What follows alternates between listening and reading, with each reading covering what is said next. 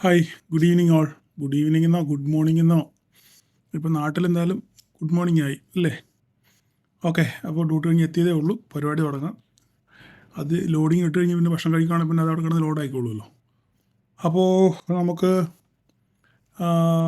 മാർക്കറ്റിലോട്ട് വരാം. ഇന്ന് മാർക്കറ്റിൽ ഞാൻ പറയാനുള്ള ഒന്ന് രണ്ട് കാര്യം പറയാനെന്ന് പറഞ്ഞു കഴിഞ്ഞാൽ, നമുക്ക് കൃത്യമായ പ്രൈസ് ആക്ഷൻ ഇന്നുണ്ടായിരുന്നു. അത് ജസ്റ്റ് ഒന്ന് പറയാൻ വേണ്ടിയാണ് ഞാൻ അത്രയും കാര്യങ്ങൾ പറഞ്ഞത്. അപ്പോൾ നമുക്ക് ഇന്ന് മൊത്തം ഓൾമോസ്റ്റ് ആൾക്കാർക്കും പ്രോഫിറ്റ് ആയിരുന്നു, സന്തോഷം. പക്ഷെങ്കിൽ ഇത് കൺസിസ്റ്റൻ്റായിട്ട് നിങ്ങൾക്കത് പാലിക്കാൻ പറ്റുന്നില്ലെന്ന് ഓർക്കുമ്പോഴാണ് എനിക്ക് വല്ലാത്തൊരു വിഷമം. അപ്പോൾ നമുക്ക് ഇന്നത്തെ മാർക്കറ്റിൽ നമുക്ക് ഒന്ന് ചിന്തിച്ച് നോക്കാം എന്താ സംഭവിച്ചത്. ഓക്കെ, മാർക്കറ്റ് ഇന്ന് ഒരു ഗ്യാപ്പ് ഡൗണിലാണ് ഓപ്പൺ ചെയ്തത് അല്ലേ? ഗ്യാപ്പ് ഡൗണിൽ ഓപ്പൺ ചെയ്തതിന് ശേഷം മാർക്കറ്റ് എന്ത് ചെയ്തു? അവിടെ നിന്ന് ഒരു ശകലം പോലും താഴോട്ട് പോകാതെ തന്നെ മാർക്കറ്റ് നേരെ വെച്ച് പിടിച്ച് മാർക്കറ്റ് മുകളോട്ട് പോയി ഇല്ലേ? ഇവിടെ നിങ്ങൾ ചിന്തിച്ചു കഴിഞ്ഞാൽ ഇവിടെ എങ്ങും നിങ്ങൾക്ക് ഒരു ട്രേഡും, ഈ ബിഗിനേഴ്സിന് ട്രേഡില്ല. ഓക്കെ, ബിഗിനേഴ്സിന് ഇവിടെ ട്രേഡില്ല. നിങ്ങൾ നോക്കിക്കഴിഞ്ഞാൽ മനസ്സിലാവും. വലിയൊരു ക്യാൻഡിലാണ് ഉണ്ടായതിന് ശേഷം മാർക്കറ്റ് ഇവിടുന്ന് നോക്കിക്കേ, first candle bullish candle cross ചെയ്തപ്പോൾ തന്നെ ഒരു പക്ഷെങ്കിൽ ആൾക്കാർ, എക്സ്പീരിയൻസ് ആയിട്ടുള്ള ആൾക്കാർ, അവരെന്ത് ചെയ്യും? ഇത് കാരണം ഓപ്പണിംഗ് അല്ലേ, ഓപ്പണിങ്ങിന് അവിടെ സ്റ്റോപ്പ് ലോസ് ഇട്ടുകൊണ്ട് അവർക്ക് വലിയ സ്റ്റോപ്പ് ലോസ്, അവർക്ക് ഏകദേശം ഒരു 40 പോയിൻറ്റിൻ്റെ സ്റ്റോപ്പ് ലോസോടെ കാണും. പക്ഷേ അവർ തയ്യാറാണ് ആ സ്റ്റോപ്പ് ലോസ് കൊടുക്കാൻ. ഇതിന് താഴെ പോയെങ്കിൽ മാത്രമേ ഒരു ബെയറിഷ് സെൻറ്റിമെൻറ്റ്സ് ഉള്ളതെന്നുള്ള അവർക്കറിയാം. അതുകൊണ്ട് അവർ അത്രയും സ്റ്റോപ്പ് ലോസ് കൊടുക്കാൻ തയ്യാറാണ്. അതിനുശേഷം അവർ ഒരു ട്രേഡ് എടുത്ത് കാണും. അങ്ങനെ വിജയിച്ചവർ ധാരാളമുണ്ട്. സ്ക്രീൻഷോട്ടും എനിക്ക് വന്നു. ഓക്കെ, വെരി ഗുഡ്, ഞാൻ നിങ്ങളെ അഭിനന്ദിക്കുന്നു. പക്ഷേങ്കിൽ ബിഗിനേഴ്സിന് ഇവിടെ ട്രേഡ് ഇല്ല, അത് നിങ്ങൾ മനസ്സിലാക്കണം. ഓക്കെ, ബിഗിനേഴ്സിന് ട്രേഡ് ഇല്ല. നിങ്ങൾ ചുവന്നാരെ പഠിച്ചിട്ട് മാത്രം നിങ്ങൾ അടുത്ത ലെവലോട്ട് കടന്നാൽ മതി, അല്ലാതെ വെറുതെ ചാടി കയറി ട്രേഡിന് പോകേണ്ട കാര്യമില്ല. അപ്പോൾ നമ്മളിവിടെ ചിന്തിച്ച് നോക്കിയേ, ഇവിടെ ചിന്തിച്ച് കഴിഞ്ഞ് കഴിഞ്ഞാൽ ഇവിടെ ഫസ്റ്റ് ക്യാൻഡിലുണ്ട്, സെക്കൻഡ് ക്യാൻഡിലുണ്ട്. ഞാൻ പറഞ്ഞു ഇതിന് മുകളിലോട്ട് ക്രോസ് ചെയ്ത് കഴിഞ്ഞാൽ മാർക്കറ്റ് മുകളിലോട്ട് തന്നെ പോകും എന്ന് ഞാൻ രാവിലത്തെ പ്രീ മാർക്കറ്റിൽ തന്നെ ഞാൻ പറഞ്ഞിരുന്നു. ശരിയല്ലേ? പറയും. അതിനുശേഷം ഞാൻ പറഞ്ഞു ഈ 24,966, ഈ 966 ക്രോസ് ചെയ്യുവാണെന്നുണ്ടെങ്കിൽ ഷോർട്ട് കവറിങ് റാലി നടക്കുമെന്ന് ഞാൻ പറഞ്ഞിരുന്നു ഇല്ലേ? പക്ഷെങ്കിൽ മാർക്കറ്റ് ഇവിടുന്ന് ഇത് ക്രോസ് ചെയ്ത് ഒരു ബുള്ളിഷ് സെറ്റപ്പ് പോയി, നമ്മുടെ ഈ ലെവലും ക്രോസ് ചെയ്ത് നേരെ പോയി അവിടുന്ന് ഒരു എന്ത് ചെയ്തു? റിവേഴ്സൽ വന്നു. ഇത് പോയില്ല, ഇവിടെ സംഭവിച്ചില്ല. അതിന് മുന്നേ തന്നെ മാർക്കറ്റ് എവിടെ നിന്നാണോ കയറിയത് അതുപോലെ തന്നെ മാർക്കറ്റ് എന്ത് ചെയ്തു? നേരെ തിരിച്ചു വന്നു. ഇനി നമുക്കൊന്ന് ഒന്നുകൂടി ഒന്ന് ചിന്തിക്കാം. മാർക്കറ്റ് ഇവിടുന്ന് റിജക്ഷൻ വന്നു ഇല്ലേ? ഇവിടുന്ന് റിജക്ഷൻ വന്നതിന് ശേഷം ഞാനിതൊന്ന് വലുതാക്കി കാണിക്കാം, എന്നെങ്കിൽ നിങ്ങൾക്ക് മനസ്സിലാകത്തുള്ളൂ. നിങ്ങളിവിടെ നോക്കിക്കേ, ഇവിടെ നിങ്ങൾ നോക്കിക്കഴിഞ്ഞാൽ നിങ്ങൾക്ക് മനസ്സിലാവും. മാർക്കറ്റ് ഇവിടുന്ന് മുകളിലോട്ട് 24,919 ക്രോസ് ചെയ്ത് മുകളിൽ പോയി ക്ലോസ് ചെയ്തു ഇല്ലേ? അതിനുശേഷം അവിടെ കുറച്ച് നേരം ആടി കളിച്ചിട്ട് ഒരു ബെയറിഷ് ക്യാൻഡിൽ ഫോം ചെയ്തു, നമ്മുടെ ലൈൻ ക്രോസ് ചെയ്തു ഇല്ലേ? നമ്മുടെ ലൈൻ ക്രോസ് ചെയ്തു. ഞാൻ ഈ റൗണ്ട് അന്നേരപ്പം തന്നെ ഇട്ട് വെച്ചിരുന്നതാണ്. ഈ റൗണ്ട് നോക്കിക്കേ, കൃത്യമായി പ്രൈസ് ആക്ഷനിലൂടെ നമ്മുടെ ക്രൈറ്റീരിയ മുഴുവൻ ഫുൾഫില്ലായി ഇല്ലേ? ഇവിടെ നോക്കിക്കേ, ക്രൈറ്റീരിയ മുഴുവൻ നമ്മുടെ ഫുൾഫില്ലായി. നമുക്കൊരു bearish candle, full body bearish candle നമുക്കിവിടെ ക്ലോസിങ് കിട്ടി ഇല്ലേ? അപ്പോൾ അതിനർത്ഥം എന്താണ്? നമുക്ക് ഇവിടുന്ന് ഒരു താഴോട്ടൊരു ട്രേഡ് നോക്കാനുള്ള ഓപ്പർച്യൂണിറ്റി ഉണ്ട്. അപ്പോൾ തന്നെ നമുക്ക് സ്റ്റോപ്പ് ലോസ് എന്താണ്? വളരെ ചെറുതാണ്.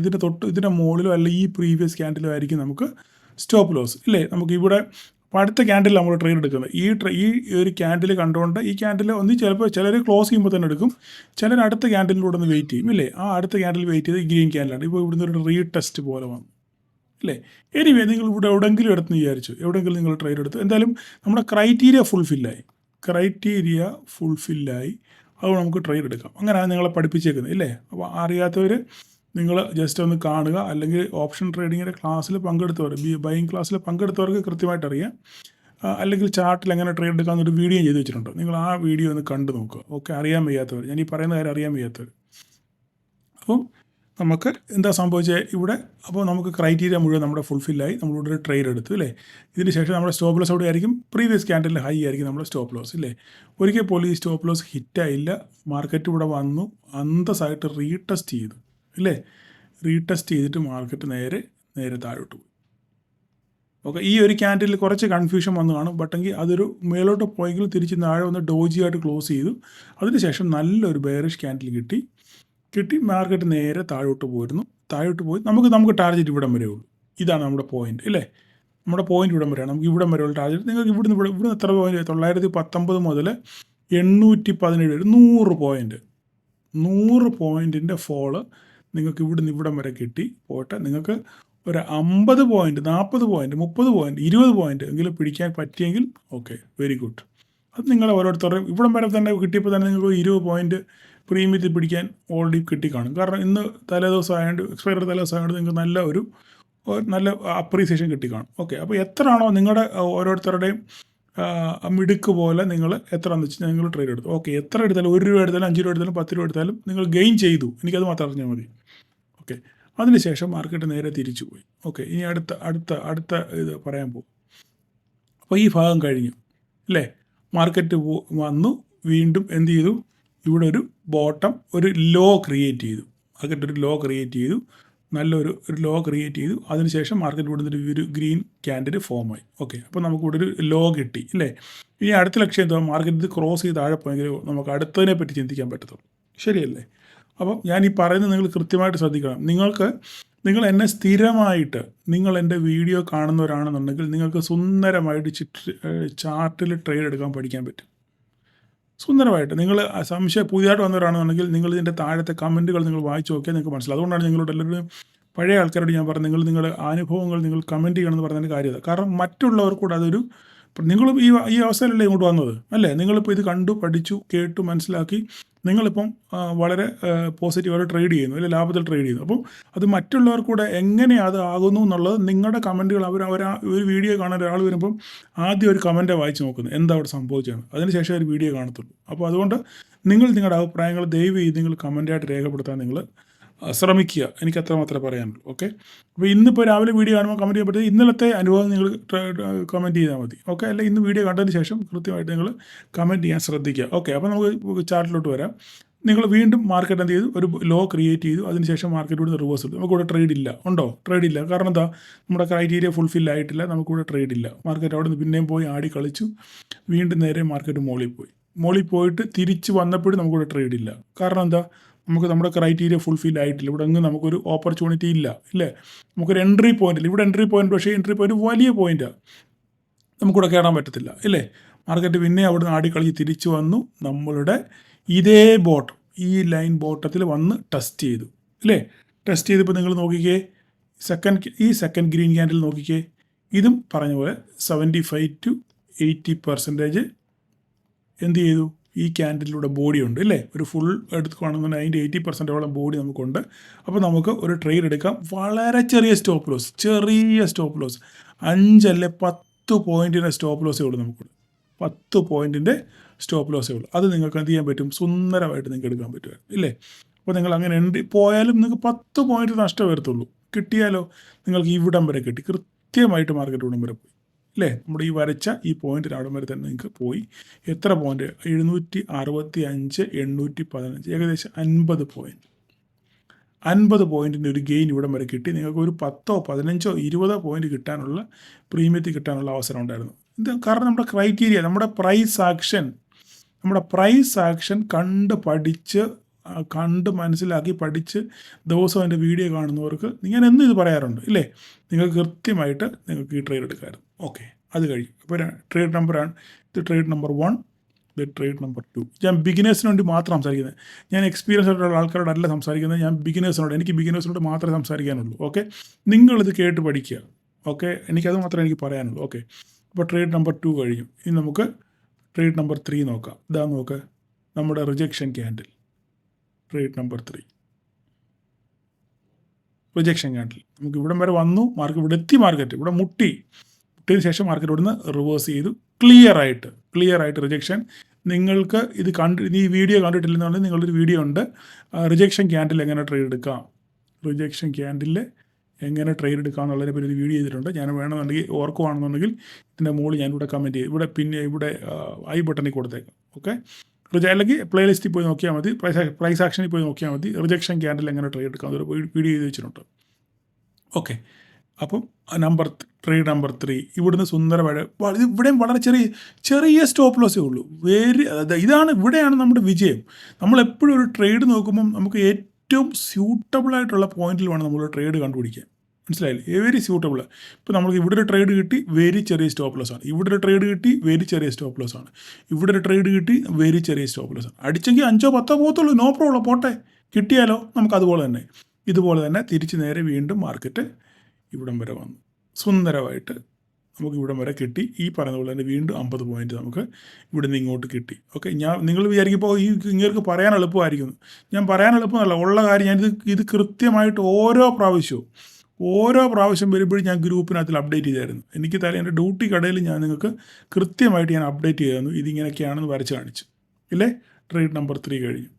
അതിനുശേഷം മാർക്കറ്റ് ഇവിടെ വന്നപ്പോൾ ഞാൻ വെരി ക്ലിയർ ആയിട്ട് ഒരു കാര്യം പറഞ്ഞു. എന്താ പറഞ്ഞത്? The market triple bottom create ചെയ്തു. അപ്പോൾ ഇതിനെപ്പറ്റിയുള്ള ഡെഫിനിഷനും കാര്യങ്ങളും ചാർട്ടും എല്ലാം ഞാൻ ഗ്രൂപ്പിനകത്തിലിട്ടു, ഇതിൻ്റെ ഡെഫിനിഷൻ വരെ. കാരണം അങ്ങനെ ട്രിപ്പിൾ ടോപ്പ് വരുവാണെന്നുണ്ടെങ്കിൽ മാർക്കറ്റ് ഇവിടുന്ന് ഒരു ബുള്ളിഷ് മൊമെൻറ്റത്തിനുള്ള സാധ്യത വളരെ റിലയബിലിറ്റി വളരെ കൂടുതലാണ്, മുമ്പോട്ട് പോകാനുള്ള സാധ്യത, റിവേഴ്സലിന് ചാൻസ് കൂടുതലാണ് എന്നൊക്കെ പറഞ്ഞ് അതിൻ്റെ ഡെഫിനിഷൻ വരെ ഞാൻ ഗ്രൂപ്പിനകത്തിലിട്ടു. ഓക്കെ, അപ്പം പക്ഷേ ഇവിടെ നിങ്ങൾക്ക് പണി തന്നു ആര്? ഓപ്പറേറ്റേഴ്സ്. കാരണം എല്ലാവർക്കും അറിയാം, നമ്മൾ ചിന്തിക്കുന്ന പോലെ തന്നെ ഓപ്പറേറ്റേഴ്സും ചിന്തിക്കും, അല്ലെങ്കിൽ വലിയ ബിഗ് ബീസും ചിന്തിക്കും ഇല്ലേ. അവർക്കും അറിയാം ഇതെന്താണ്, ഇവിടെ ട്രിപ്പിൾ ബോട്ടം വന്നിട്ടുണ്ട്, മാർക്കറ്റ് ഇവിടുന്ന് റിവേഴ്സ് ചെയ്യുന്നറിയാം. പക്ഷേ ഈ ചെറിയൊരു കളി കളിച്ചു. എന്താ കളിച്ചത്? മാർക്കറ്റ് പൊട്ടുവാന്നുള്ളൊരു ധാരണ നിങ്ങൾ വരുത്തി വെച്ചു. മാർക്കറ്റ് ഇവിടെ വരെ വന്നു. അതിനുശേഷം ഒരു ക്യാൻഡിലൂടെ താഴോട്ട് ഇറക്കി കൊടുത്തു, ഒരു ചെറിയ സെല്ലിംഗ് കൂടെ നടത്തി. എന്താണ്? ഇവിടുന്ന് മാർക്കറ്റ് റിവേഴ്സ് ചെയ്യുന്നുള്ള കാര്യം ഉറപ്പാണ്. പക്ഷേ മാർക്കറ്റിനെ തെറ്റിദ്ധരിപ്പിച്ച്, നിങ്ങളെ റീറ്റെയിലേഴ്സിനെ തെറ്റിദ്ധരിപ്പിച്ച് മാർക്കറ്റ് ഇവിടുന്ന് പൊട്ടാൻ പോകുകയാണെന്ന് പ്രതീതി വരുത്തി തീർത്തു ഇല്ലേ.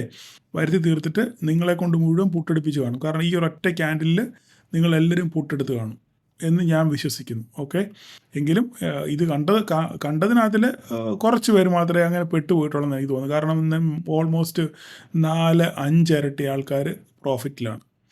ഓക്കെ, അപ്പം ഒരു പ്രതീതി വരുത്തി തീർത്തു മാർക്കറ്റ് ഇവിടുന്ന് പൊട്ടുവാന്നുള്ളൂ. അങ്ങനെ ഒരു ക്യാൻഡിൽ ഇട്ട് വന്നതിന് ശേഷം മാർക്കറ്റ് എന്ത് ചെയ്തു? വളരെ ശക്തിയോടെ മാർക്കറ്റ് നേരെ തിരിച്ച് മുകളിലോട്ട് പോയി ഇല്ലേ.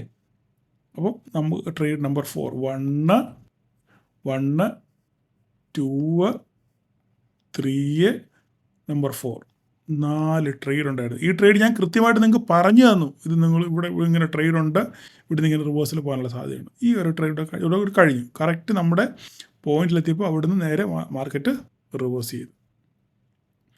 അപ്പോൾ ഇതാണ് ഇന്നത്തെ ട്രേഡ്. അപ്പോൾ ഞാൻ ഇന്ന് ഓരോ പ്രാവശ്യത്തെയും ട്രേഡുകൾ ഞാനിങ്ങനെ പറയാറുണ്ട്. അപ്പം നിങ്ങൾ സ്ഥിരമായിട്ട് എന്നെ കാണുകയാണെന്നുണ്ടെങ്കിൽ നിങ്ങൾക്ക് കൃത്യമായിട്ട് മനസ്സിലാകും എങ്ങനെയാണ് ട്രേഡ് എടുക്കേണ്ടത്. അതുകൊണ്ട് നിങ്ങൾ ഫോളോ ചെയ്യാൻ ശ്രമിക്കുക. ഞാൻ പറയുന്ന കാര്യങ്ങൾ മനസ്സിലാക്കാനും അതിനെ ഫോളോ ചെയ്യാൻ നിങ്ങൾ ശ്രമിക്കുക. അങ്ങനെയാണ് നിങ്ങൾക്ക് സുന്ദരമായിട്ട് ട്രേഡ് എടുക്കാൻ പറ്റും.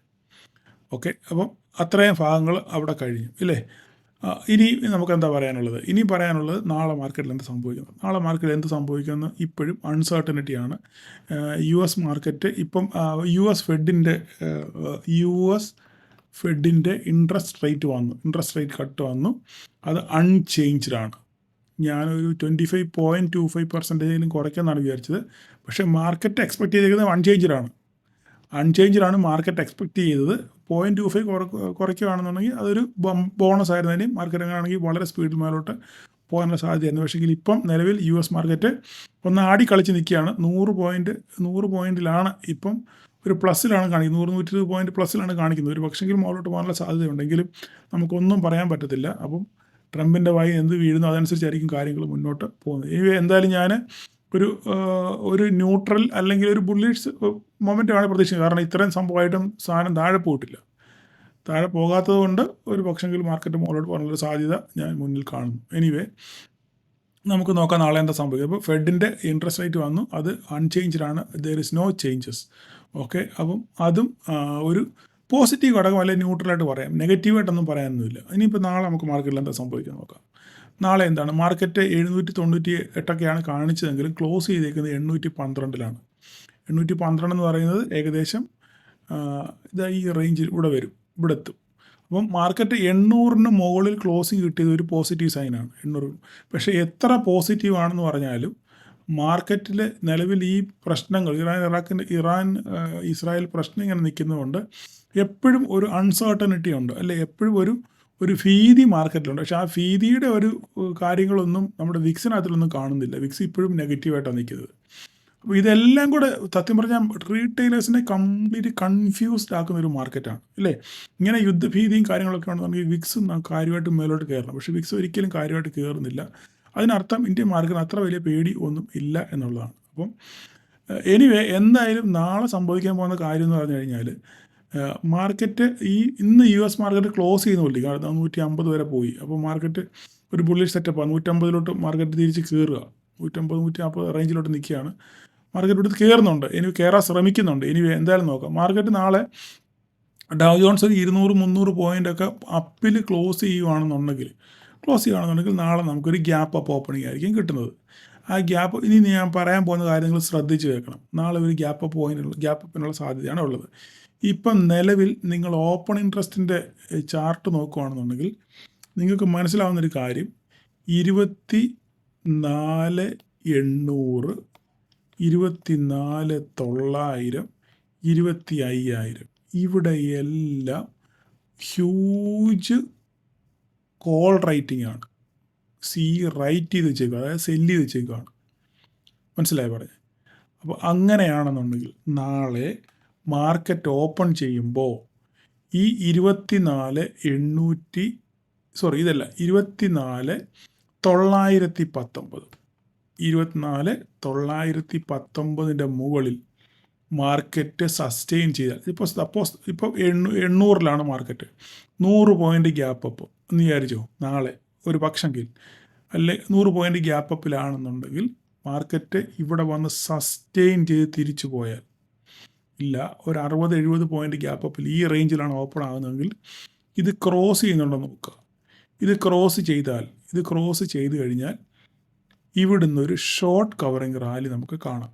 കാരണം ഞാൻ ഈ പറഞ്ഞ പോലെ തന്നെ 800-ലും 900-ലും 25,000-ലും കോൾ റേറ്റിംഗ് വളരെ കൂടുതലായിട്ട് റേറ്റ് ചെയ്തിട്ടുണ്ട്. നാളെ എക്സ്പയറി ഡേ ആണ്, പ്രീമിയം പറക്കുന്ന ദിവസമാണ്. അപ്പോൾ അതുകൊണ്ട് 24,919 മുകളിൽ മാർക്കറ്റ് സസ്റ്റെയിൻ ചെയ്താൽ ഒരു 15 മിനിറ്റ് മാർക്കറ്റ് സസ്റ്റെയിൻ ചെയ്യുകയാണെന്നുണ്ടെങ്കിൽ ഷോർട്ട് കവറിങ് റാലി നടക്കും. അങ്ങനെയാണെന്നുണ്ടെങ്കിൽ മാർക്കറ്റ് നേരെ 25,000 വരെ പോകാനുള്ള സാധ്യത വളരെ കൂടുതലാണ്.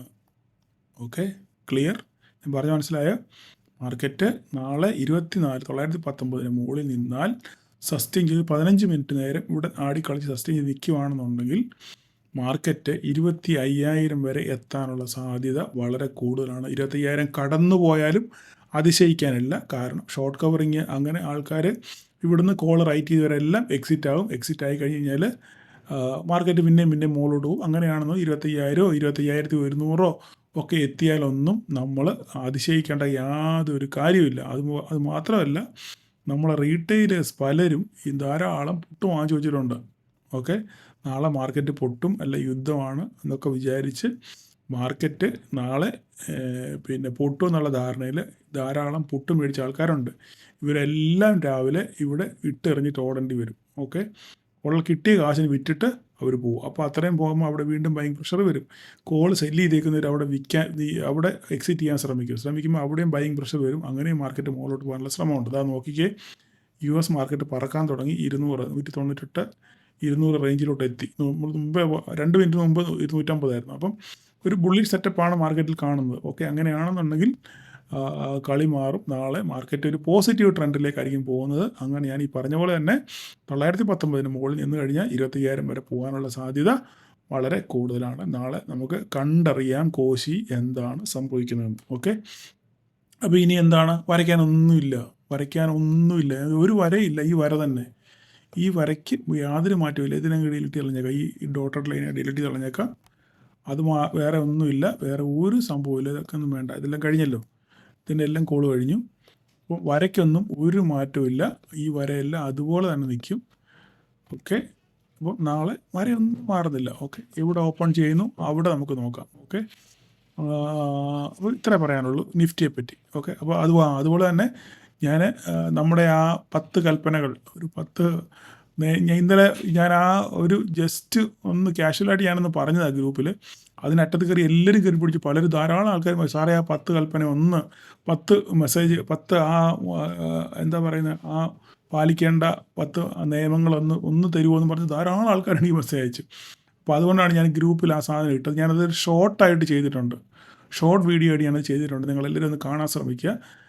ഞാൻ അതിൻ്റെ ഫസ്റ്റ് പിൻ കമൻറ്റിലിട്ടേക്കാം. അല്ലെങ്കിൽ ഞാൻ ഓൾറെഡി നിങ്ങൾക്ക് നോട്ടിഫിക്കേഷൻ വന്നു കാണും.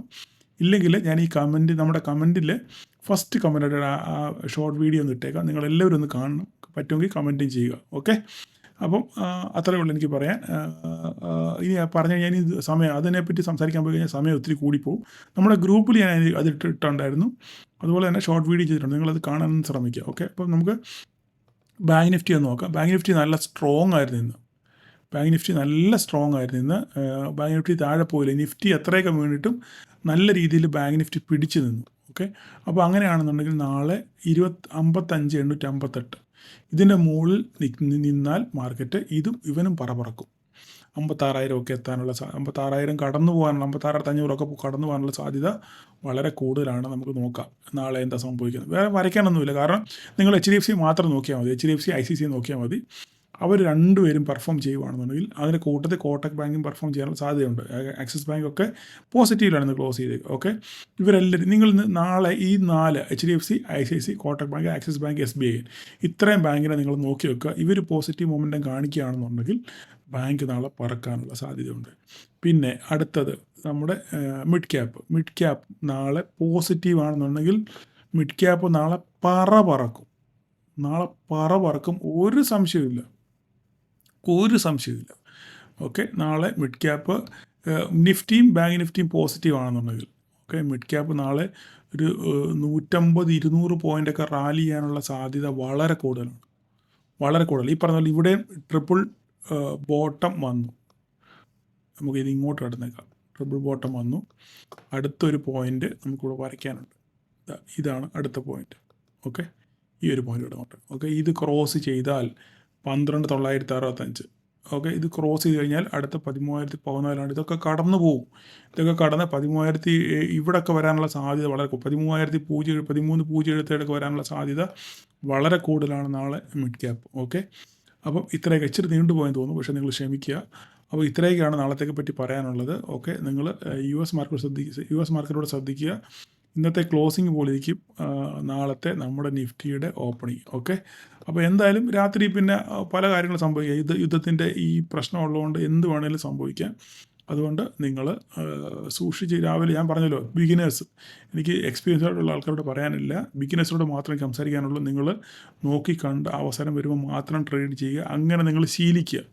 അവസരം വരുമ്പോൾ മാത്രം ട്രേഡ് ചെയ്യാൻ നിങ്ങൾ ശീലിക്കുക. ഓക്കെ, ഇത്ര മാത്രമേ എനിക്ക് പറയാനുള്ളൂ. അപ്പോൾ നാളെ എല്ലാവർക്കും പ്രോഫിറ്റബിൾ ഡേ ആശംസിക്കുന്നു. Thank you.